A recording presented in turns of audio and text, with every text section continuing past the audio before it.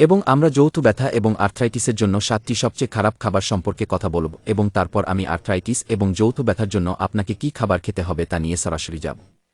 এবং আমি মূলত অস্টিওআর্থ্রাইটিসের উপর বেশি আলোচনা করতে যাচ্ছি, কিন্তু রিউম্যাটয়েড আর্থ্রাইটিস এবং গাউটো। এবং আমি অতীতে অনেক পুরনো আঘাত পেয়েছি যে এই পুরনো আঘাতগুলি নিশ্চিতভাবে কাউকে তাড়া করতে পারে যত বেশি তারা বয়স্ক হয়। সুতরাং আর্থ্রাইটিস এবং প্রদাহ আমার মনে একটি খুব গুরুত্বপূর্ণ বিষয়।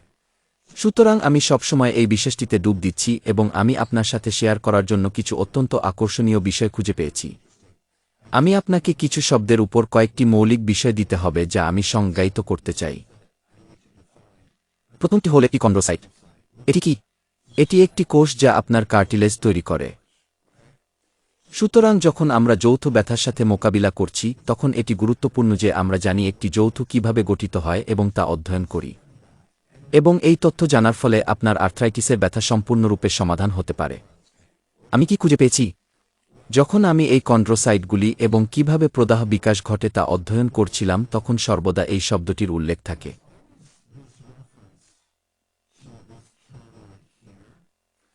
এবং আমি আপনাকে বলার আগে যে শব্দটি কি, এটি আপনার কোষে একটি অংশ যা সমাবেশ লাইনের অংশ। নিশ্চিত কিছু জিনিস তৈরি করতে সাহায্য করার জন্য। এবং আপনার কোষে এই নির্দিষ্ট জিনিসটির কাজ প্রোটিনগুলি ভাঁজ করা।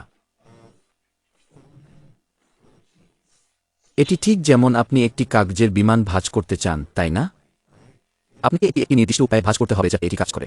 আপনার কোষের সাথে একই বিষয়। ডাবভার্স দ্বারা চালিত।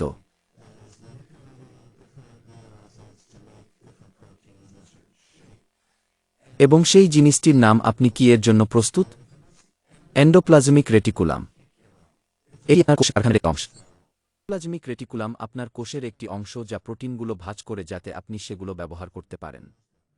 এটির একটি কাজ হল ক্যালসিয়াম সংরক্ষণ করা। এবং আমার জন্য যা আকর্ষণীয় ছিল তা হল আপনার কোষে অনেক ভিন্ন জিনিস ঘটতে পারে।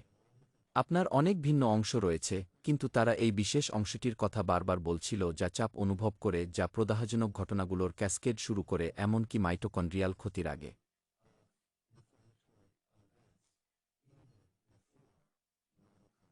এবং আমি এটি খুব খুব আকর্ষণীয় মনে করেছি। ঠিক আছে, তাই আমার সাথে থাকুন। এই পাজলের আরও কয়েকটি টুকরা রয়েছে, কিন্তু এটি প্রথমটি। যা আমি শিখেছি দ্বিতীয় বিশ্বাসটি আরও বেশি মাইন্ডব্লোয়িং ছিল কারণ এই কন্ড্রোসাইটে পিত্তের লবণের জন্য রিসেপ্টর রয়েছে। এখন 1 সেকেন্ড অপেক্ষা করুন। পিত্তের লবণ, এটি আপনার গলব্লাডারে। আপনার জয়েন্টে পিত্তের জন্য রিসেপ্টর কেন আছে? এটি আমার কাছে ছিল। আমাকে এটি নিয়ে প্রায় 1 বা 2 ঘন্টা গভীরভাবে যেতে হয়েছিল যাতে আমি সত্যি এটি বুঝতে পারি। কিন্তু সংক্ষেপে আমি যা পেয়েছি হল, পিত্তের 2টি প্রকার রয়েছে। আপনার লিভার যে পিত্ত তৈরি করে তা আপনার চর্বি হজম করতে সাহায্য করে, কিন্তু আপনার কাছে আরেকটি পিত্ত রয়েছে যা সেকেন্ডারি পিত্ত বলা হয়, প্রাথমিক নয়, যা আপনার মাইক্রোবগুলি আপনার নিজের পিত্ত থেকে তৈরি করতে সাহায্য করে। সুতরাং মূলত তারা আসলে পিত্ত তৈরি করছে না, তারা কেবল আপনার পিত্তকে এমনভাবে পরিবর্তন করছে যা শরীরে অন্যান্য কার্যাবলী তৈরি করতে সাহায্য করে যা কেবল চর্বির হজমের চেয়ে অনেক বেশি। ডাবভার্স দ্বারা চালিত। এবং একটি কার্যাবলী হল আপনার জয়েন্টে একটি শক্তিশালী প্রদাহ বিরোধী হিসেবে কাজ করা। সুতরাং স্পষ্টতই, কিছু এই পিত্তের লবণ আপনার রক্তে প্রবাহিত হয় এবং তারা শরীরের বিভিন্ন অংশে যায়, যেমন আপনার জয়েন্টে, এবং জয়েন্টকে রক্ষা করতে সাহায্য করে। যেমন আপনার জয়েন্টগুলি এবং জয়েন্টকে রক্ষা করতে সাহায্য করে, এবং তারা প্রদাহ কমাতে সাহায্য করে, যা খুব খুব আকর্ষণীয়। যখন আমি প্র্যাকটিসে ছিলাম, আমি জানি যখন মানুষের গলব্লাডার বের করা হয়, অথবা তাদের কিছু অ্যান্টিবায়োটিক দেওয়া হয়, তারা প্রায়শই কিছু ধরনের আর্থ্রাইটিস পায়। অথবা জয়েন্টে ব্যথা। তাহলে এটি সেই বিষয়ে চাকা ঘোরাতে শুরু করল। কিন্তু তারপর আমি টুটকা মনে পড়ে গেল। টুটকা কি? টুটকা একটি খুব বিশেষায়িত পিত্তের লবণ, এবং এটি একটি সম্পূরক যা মানুষ গ্রহণ করে। কিন্তু আমি জানতাম না যতক্ষণ না আমি এটি খুঁজে বের করলাম যে টুটকার একটি অনন্য বিষয় হল এটি এই ইয়ার চাপ, এই এন্ডোপ্লাজমিক রেটিকুলাম চাপ কমায়।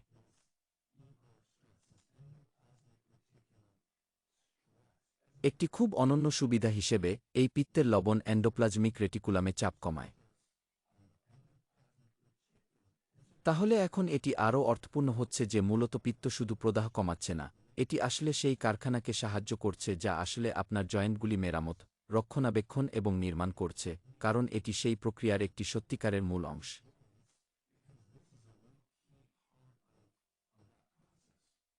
তাহলে এই পিত্তের সংযোগ এই সেল যন্ত্রপাতির এই অংশকে রক্ষা করতে অত্যন্ত গুরুত্বপূর্ণ, এবং এছাড়াও এখানে প্রদাহকে দূরে রাখতে।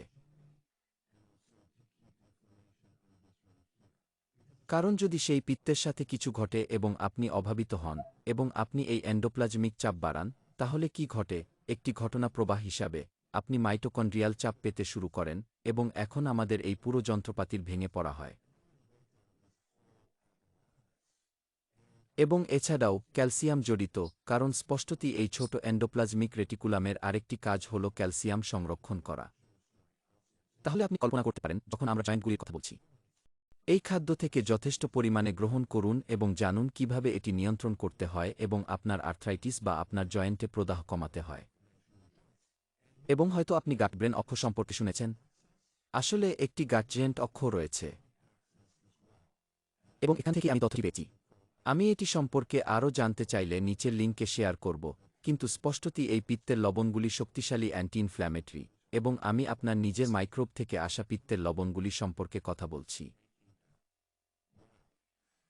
এবং যেহেতু আমরা পিত্তের বিষয় নিয়ে আলোচনা করছি, আমি এই তুৎকা সম্পর্কে আরও কিছু বলতে চাই, যা একটি ভিন্ন ধরনের পিত্তের লবণ। এটি আসলে ভাল্লুকের পিত্ত, এবং তারা আর ভাল্লুক থেকে এটি নেয় না। তারা এটি সিনথেটিকভাবে তৈরি করে। এই পিত্ত আর্থ্রাইটিসে প্রদাহজনক সংকেতের অণুগুলি বন্ধ করতে খুব শক্তিশালী। আমি আপনাকে আরও জটিল শব্দ দিতে চাই না। শুধু বুঝুন যে তুৎকা সমস্ত ধরনের আর্থ্রাইটিসের সাথে প্রদাহ বন্ধ করতে খুব শক্তিশালী। ডাবভার্স দ্বারা চালিত।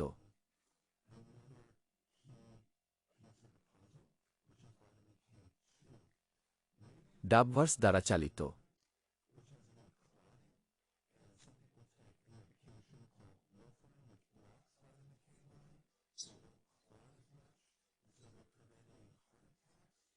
তাহলে এটি ভিটামিন এক, কিন্তু ভিটামিন ২ কিছুটা ভিন্ন কাজ করে। এটি নরম টিস্যুগুলিতে ক্যালসিয়াম জমা হতে দেয় না। যদি আপনি কোনো কারণে ভিটামিন ২ এর অভাব অনুভব করেন, তাহলে আপনার জয়েন্টে বা ধমনীতে ক্যালসিফিকেশন হতে পারে, সম্ভবত, অথবা এমনকি অস্টিওফাইটও হতে পারে, যা জয়েন্টের চারপাশে ছোট স্পার হতে পারে।